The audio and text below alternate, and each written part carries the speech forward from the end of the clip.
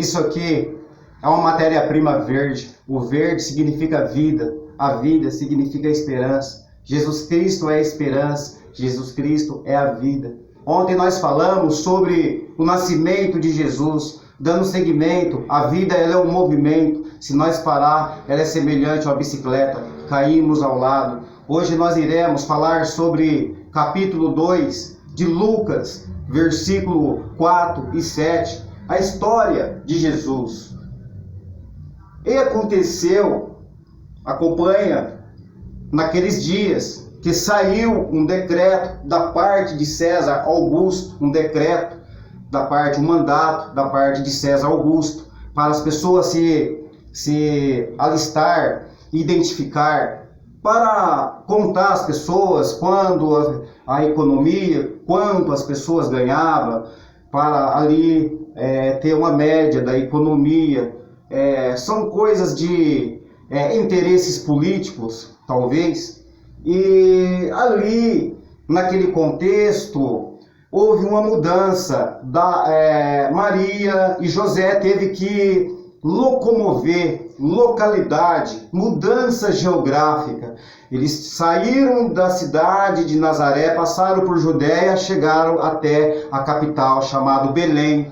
Ali em Belém, cumpriu o que o anjo Gabriel disse para ela alguns meses atrás, possivelmente 9, 10 meses atrás, não temos respostas absolutas. Maria, mulher agraciada, mulher de Deus, mulher que Deus escolheu para gerar o meu filho chamado Jesus Cristo. Mas esse filho, ele não foi gerado por ato sexual, ele foi gerado por ato espiritual, uma fórmula de Deus que ele criou e gerou aquele feto através das moléculas. As moléculas transformou nas células, as células transformou nos órgãos, os órgãos transformou um feto, o feto transformou um fruto, o fruto transformou o ser humano. Depois nasceu e veio o Espírito Santo desceu até o corpo do garoto. O garoto cumpriu ali os seus dias e Maria refletiu, e Maria viu aquele movimento. A Maria viu o cumprimento e a promessa de Deus. Maria refletiu, Maria meditou. Meditação, reflexão significa saciar, alimentar, lembrar da palavra, da promessa de Deus, do anjo. Refletir, quando o anjo descia, anjo Gabriel, ele resplandecia como luz, que ela não conseguia olhar, ela se espantou, ela ficou ansiosa, ela ficou perturbada, porque nós somos seres humanos, nós não temos capacidade de enxergar, de olhar um anjo. Segundo as pessoas que viram anjo, disse que é um clarão muito forte que nós ficamos cegos. Então ela lembrava da promessa de Deus, que enviou o anjo Gabriel para falar para ela que ela ia gerar um filho, um fruto que chamava Jesus Cristo, o Filho do Altíssimo Deus, que ia libertar a humanidade do jugo, que ia libertar a humanidade da escravidão, das enfermidades, que ia curar leproso, paralítico, que ia libertar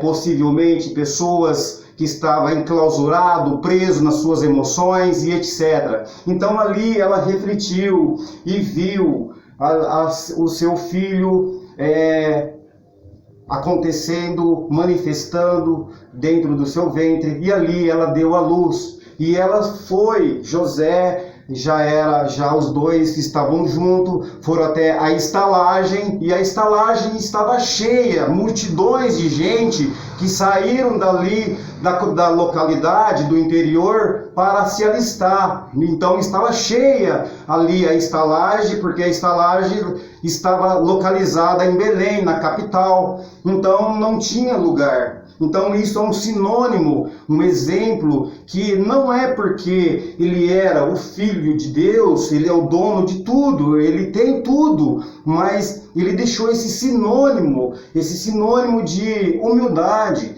é porque estava cheio, mas talvez assim, as pessoas podem pensar, mas ele era o Filho de Deus, mas Deus permitiu que fosse assim, que não tivesse um lugar para ele ser recepcionado como príncipe, como rei, como os judeus esperavam que ele iria chegar como príncipe, como um lindo príncipe, num cavalo branco, bem arriado, olhos azuis, etc. Então ele chegou diferente, ele chegou humilde, e ali Maria foi ter ele ali na manjedoura, enrolado num pano, e ali os anjos do céu desceu e resplandeceu, clareou, passou por ali e visitou Maria, e existia uns pastores, era tarde da noite, e esses pastores faziam vigília. Vigília significa vigiar, policiar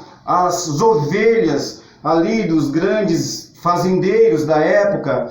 E um anjo desceu até aqueles pastores e falou para os pastores, porque os pastores também tremeram também o seu corpo, a sua carne, porque eles tremeram, porque o anjo ele clareava com o seu resplendor, e junto com o anjo veio o seu exército celestial com o seu resplendor, e também visitaram também os pastores. Os pastores significava ali a cumplicidade, a testemunha que viu a obra, que Deus tinha uma promessa na vida de Maria, que o Filho de Deus tinha nascido do ventre da Maria, e eles foram levar essas notícias, divulgar essa notícia para as pessoas da localidade. O Filho de Deus, o Rei da glória, glória nas alturas, veio trazer a paz na terra. Então Jesus ele veio trazer paz. O propósito de Jesus é trazer a mensagem da paz, a mensagem da libertação, da cura, como ele fez milagres, como ele ressuscitou Lázaro da 4 dias já, e Lázaro estava decompondo, como ele ressuscitou o filho da viúva de Naim, como ele fez grandes operários, como ele fez a transformação da água para o vinho. Ele sabia como funcionava, ele sabe como que funciona o mundo, todas as moléculas, células. Ele é Deus, ele sabe como que foi feito, ele que criou o ser humano, e o seu próprio filho estava ali. E mesmo assim, as pessoas que viviam perto dele, muitas das vezes eram incrédulas, muitas das vezes blasfemavam. Mas bem-aventurados somos nós, que não vivemos, que não vivenciamos perto de Jesus, mas nós acreditamos nos contextos, cartas de cartas, gerações, até chegar no maior livro espiritual, que é a Bíblia. E hoje nós estamos aqui inspirados pela fé, falando do amor de Cristo. Meus amados, meus irmãos, eu vou deixar uma reflexão para vocês.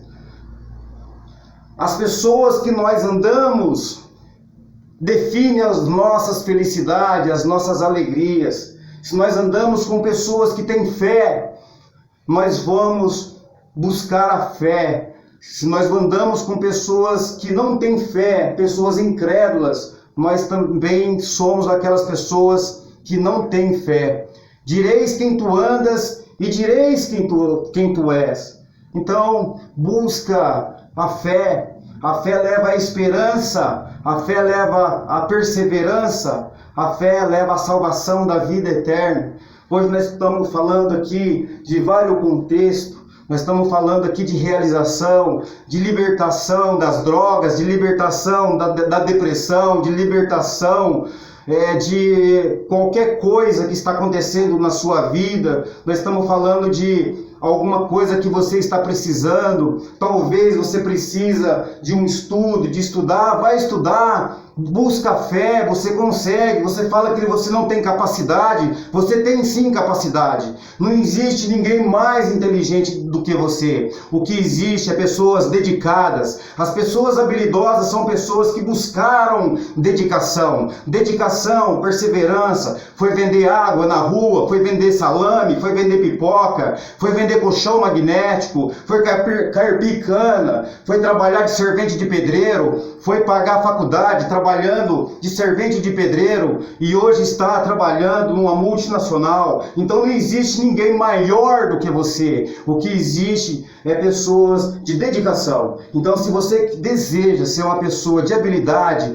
se você deseja realizar os seus objetivos, a faculdade, a casa dos seus sonhos, o carro dos seus sonhos, dedica, dê o seu máximo. Mas a maior coisa do mundo é o seu espírito, é a sua alma. Os princípios espirituais. Funde os princípios espirituais. Desapega da carne, do ego. Porque o poder, dinheiro, eu sempre falo, é bom. Mas não adianta nada. Eu conheço pessoas ricas, milionárias, mas são pessoas miseráveis, que mora em palácios, desgostoso da vida, angustiado, não tem alegria, não tem felicidade. Quanto mais ganha dinheiro, tem mais insatisfação. Então é melhor o pouco do que o muito sem Deus.